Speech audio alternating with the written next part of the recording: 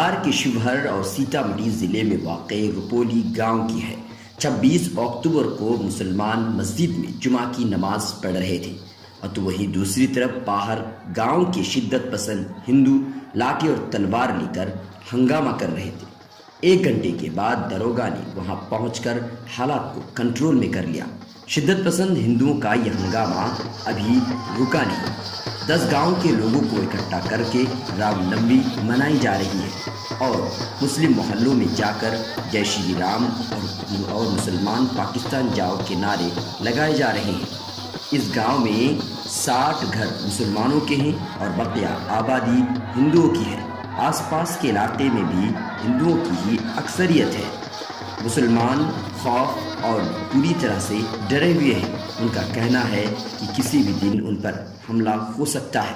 Police اور انتظامیہ حالات کو کنٹرول کرنے میں کوئی دلچسپی نہیں دکھا رہی ہے۔ بیورو رپورٹ، ملت ٹائمز۔